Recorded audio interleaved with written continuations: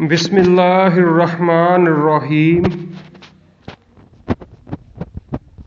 آپ سے عورتوں کے بارے میں حکم دریافت کرتے ہیں، آپ کہہ دیجئے کہ خود اللہ ان کے بارے میں حکم دے رہا ہے، اور قرآن کی وہ آیتیں جو تم پر ان یتیم لڑکیوں کے بارے میں پڑھی جاتی ہیں جنہیں ان کا مقرر حق تم نہیں دیتے اور انہیں اپنے نکاح میں لانے کی رغبت رکھتے ہو، اور کمزور بچوں کے بارے میں، اور اس بارے میں کہ یتیموں کے کارگزاری انصاف کے ساتھ کرو، تم جو نیک کام کرو بے شبہ اللہ اسے پوری طرح جاننے والا ہے۔ اگر کسی عورت کو اپنے شوہر کی بد دماغی اور بے پرواہی کا خوف ہو تو دونوں آپس میں جو صلح کر لیں، اس میں کسی پر کوئی گناہ نہیں۔ صلح بہت بہتر چیز ہے، طمع ہر نفس میں شامل کر دی گئی ہے۔ اگر تم اچھا سلوک کرو اور پرہیزگاری کرو تو تم جو کر رہے ہو اس پر اللہ تعالیٰ پوری طرح خبردار ہے۔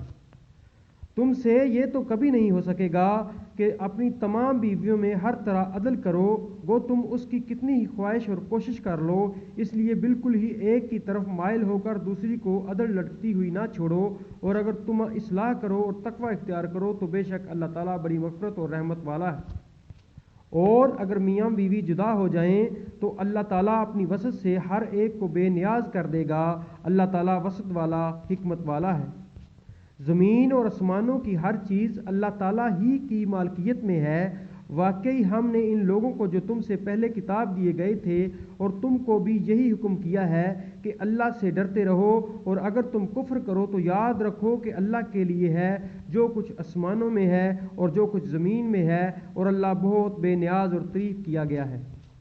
اللہ کے اختیار میں ہے آسمانوں کی سب چیزیں اور زمین کی بھی، اور اللہ کارساز کافی ہے۔ اگر اسے منظور ہو تو اے لوگو وہ تم سب کو لے جائے اور دوسروں کو لے آئے، اللہ تعالیٰ اس پر پوری قدرت رکھنے والا ہے۔ جو شخص دنیا کو ثواب چاہتا ہے تو یاد رکھو کہ اللہ تعالیٰ کے پاس تو دنیا اور آخرت دونوں کا ثواب موجود ہے، اور اللہ تعالیٰ بہت سننے والا اور خوب دیکھنے والا ہے۔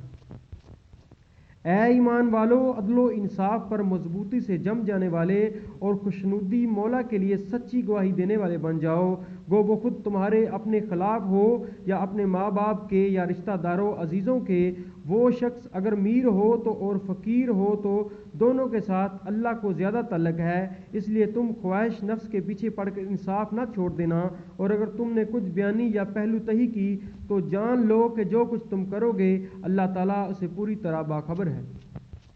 اے ایمان والو، اللہ تعالیٰ پر، اس کے رسول صلی اللہ علیہ وسلم پر اور اس کتاب پر جو اس نے رسول صلی اللہ علیہ وسلم پر اتاری ہے اور ان کتابوں پر جو اس سے پہلے نازل فرمائی گئی ہیں ایمان لاؤ۔ جو شخص اللہ تعالیٰ سے اور اس کے فرشتوں سے اور اس کی کتابوں سے اور اس کے رسولوں سے اور قیامت کے دن سے کفر کرے، وہ تو بہت بڑی دور کی گمراہی میں جا پڑا۔